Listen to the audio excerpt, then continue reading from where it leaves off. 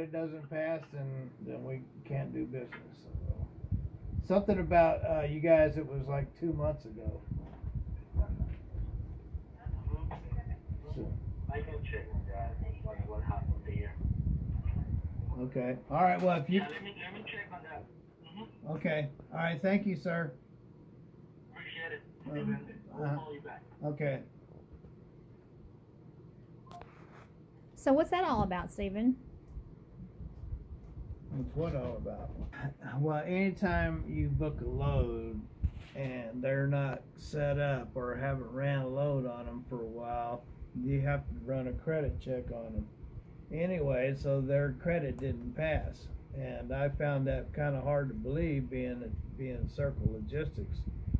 They're dominating a lot in this part of the country, and especially with DuPont. So I just find that really hard to believe. I don't know what's going on with my company, but they've rejected a lot of my loads lately. So you thought you had a load scheduled to pick up on Monday, you thought. Yeah, well, yeah.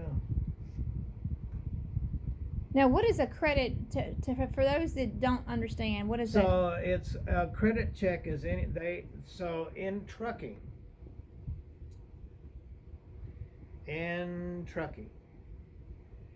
anytime you book a load, there it goes both ways. Brokers can check to see if you're a legit business, what your scores are as far as DOT and your CM whatever commercial. But anyway, so they can check you out. It's all out there. You're registered, and you can check out the broker as well.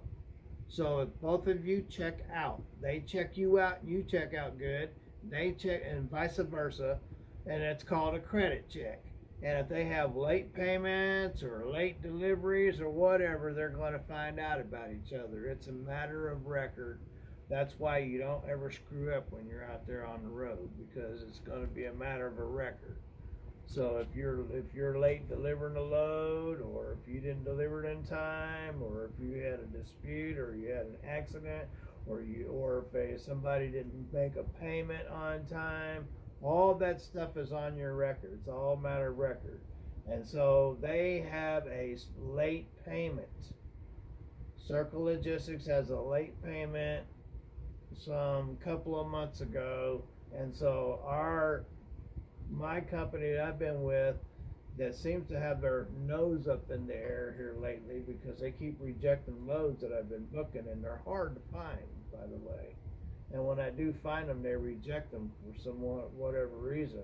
Well, they said this time that they had a late payment 2 months ago, so they rejected their credit. So that means if they reject the credit, then I can't book the load. So. But you said that since the owner of the company had passed away, you've been seeing a lot of that. Yeah, since Dan Freitag died, and he was the one that owns the company. He died, then his wife has actually been working with their kids and basically getting them to do all the work.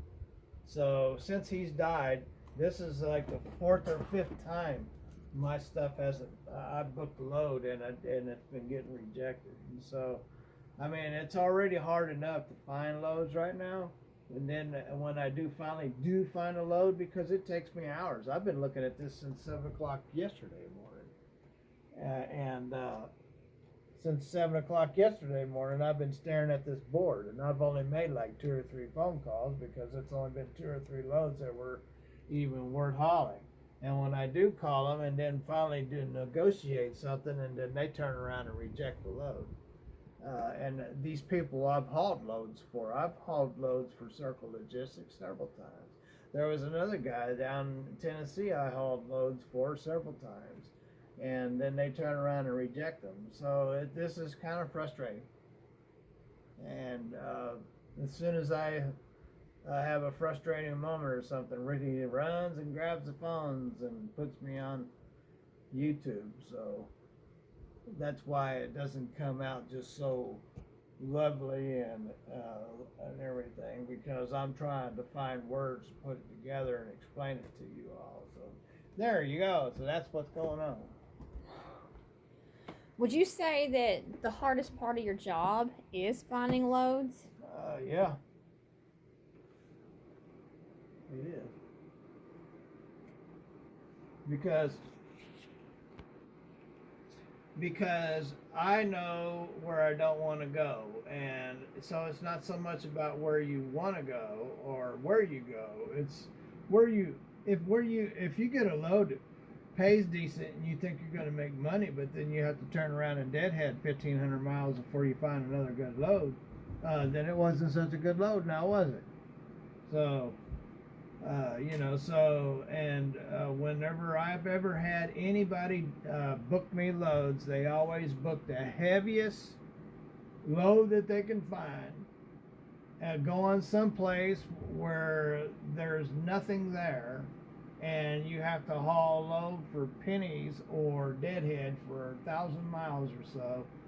And it's a nightmare to have somebody else booking me loads because it's just ridiculous what and then they leave you sitting in places over weekends and on holidays. And so I always know that when I'm looking for a load, I'm always wanting to know if it's going to a place where I can find a load coming back out, or if it's going to end up being over a holiday. And I've trapped myself a few times not knowing that a holiday was coming up. And you do know that Monday's a holiday.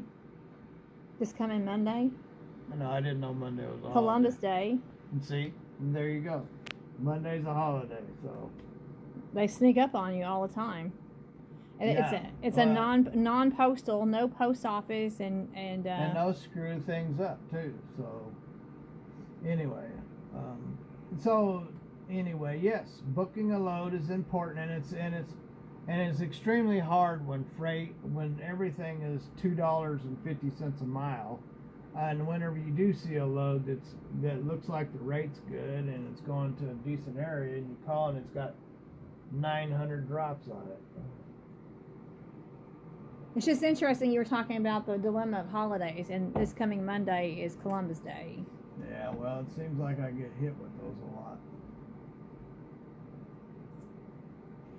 Well, I guess it's back to the drawing board, so to speak. Thought you had a load, but now you don't. Yeah, well, it's just the way it goes. Move on.